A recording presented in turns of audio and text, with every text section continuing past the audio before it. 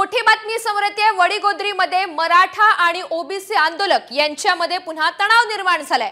दोन्ही गटांकडून जोरदार घोषणाबाजी सुरू आहे आणि पोलिसांकडून आंदोलकांना सध्या समजवण्याचा प्रयत्न केला जातोय।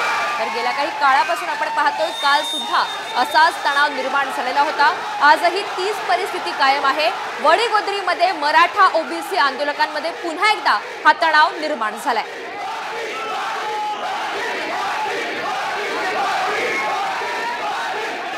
गटाकडून जोरदार घोषणाबाजी सुद्धा सुरू आहे। काही वेळापूर्वी सुद्धा वडीगोद्रीमध्ये मराठा आणि ओबीसी आंदोलक हे आमने सामने आलेले होते आणि त्याचमुळे हा तणाव निर्माण झाला। दरम्यान आता पोलिसांकडून आंदोलकांना समजवण्याचा प्रयत्न केला जातो। अक्षय शिंदे आपल्याला अधिकची माहिती देत आहेत। अक्षय, वडीगोद्रीमध्ये मराठा आणि ओबीसी आंदोलक पुन्हा आमने सामने आले, नेमकं काय घडतंय? खरं तर आपण जर पाहिलं तर मराठा आंदोलक मनोज जरांगे पाटील यांचं आमरण उपोषण आंतरवली सराटीमध्ये सुरू आहे आणि त्याच आट्यावर जे आहे ते ओबीसी आंदोलक लक्ष्मण हाके यांचं उपोषण सुरू आहे। त्यामुळे मराठा आंदोलक मनोज जरांगे यांना भेटण्यासाठी येत असताना त्याच आट्यावरून यावं लागतं आणि त्यामुळे अधूनमधून मराठा आंदोलक आणि ओबीसी आंदोलक जे आहे ते समोरासमोर येत आहे, घोषणाबाजी होत आहे। कुठेतरी वातावरण तापवण्याचा प्रयत्न या ठिकाणी होताना आपल्याला पाहायला मिळतो। पोलीस असताना देखील दोन्ही आंदोलकांकडून घोषणाबाजी होत आहे आणि समोरासमोर दोघे आंदोलक येताना आपल्याला पाहायला मिळत आहे। अक्षय, काही वेळापूर्वी या संदर्भात बोलताना लक्ष्मण हाके यांनी थेट इशारा दिलेला होता, जशास तसं उत्तर देऊ असं त्यांनी म्हटलेलं होतं। या संदर्भात नेमक्या कशा प्रतिक्रिया उमटतायत? सांगितलं होतं की मनोज जरांगे आणि मुख्यमंत्र्यांना आम्ही जशाचं तसं उत्तर देऊ। मात्र मनोज जरांगे पाटील हे म्हणतात की मी जेव्हा उपोषणाला बसतो तेव्हाच तुम्ही का उपोषणाला बसता आणि माझ्या आंदोलनाकडे जो रस्ता येतो त्या रस्त्याला तुम्ही बसल्यामुळं या सगळ्या अडचणीचा सामना करावा लागत आहे, असं मनोज जरांगे पाटील यांनी थोड्या वेळापूर्वीच म्हटलेलं आहे। निश्चित अक्षय, धन्यवाद सविस्तर माहितीबद्दल। तर आपण पाहतो दोन महत्त्वाची उपोषणं आंदोलनं ही सुरू असतानाच दुसरीकडे या सगळ्याच्या पार्श्वभूमीवर वडीगोद्रीमध्ये मराठा आणि ओबीसी आंदोलक यांच्यामध्ये पुन्हा एकदा हा तणाव निर्माण झालाय।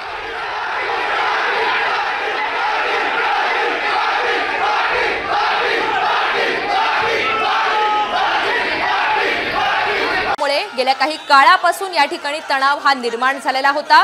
तीच परिस्थिती सध्या सुद्धा कायम आहे आणि आता आपण पाहतोय जोरदार घोषणाबाजी सुद्धा या आंदोलकांच्या मार्फत सुरू आहे।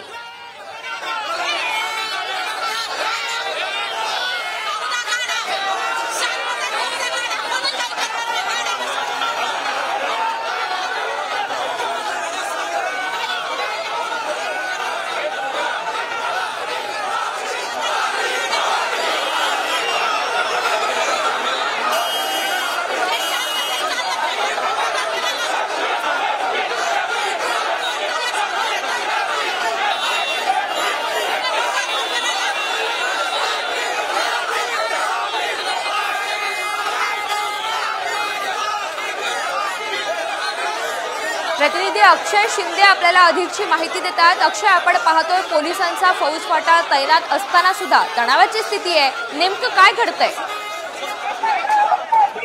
आपण जर पाहिलं तर खरं तर वडीगोद्री फाटा जो आहे आंतरवली सराटीकडे जाणारा रस्ता आणि त्या ठिकाणी तणावाची परिस्थिती निर्माण होताना आपल्याला पाहायला मिळत आहे।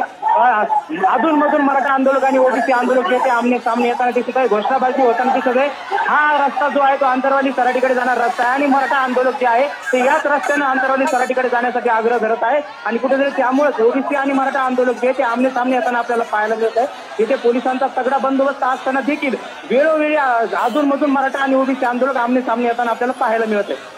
अक्षय, पोलीस कशा पद्धतीने सध्या समजवण्याचा प्रयत्न करतायत आणि काय त्यांचं आवाहन आहे या आंदोलकांना?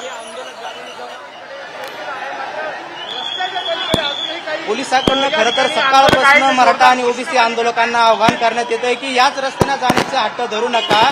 त्यामुळं आणि पोलिसांकडून वेळोवेळी आवाहन करण्यात येते शांततेत या रस्त्यावरून जा। मात्र पोलिसांकडनं देखील आवाहन करून देखील आंदोलक जे ते ऐकायला तयार नाही आणि या ठिकाणी घोषणाबाजी जोरदार होताना आपल्या ठिकाणी पाहायला मिळते। निश्चित धन्यवाद अक्षय सविस्तर माहितीबद्दल।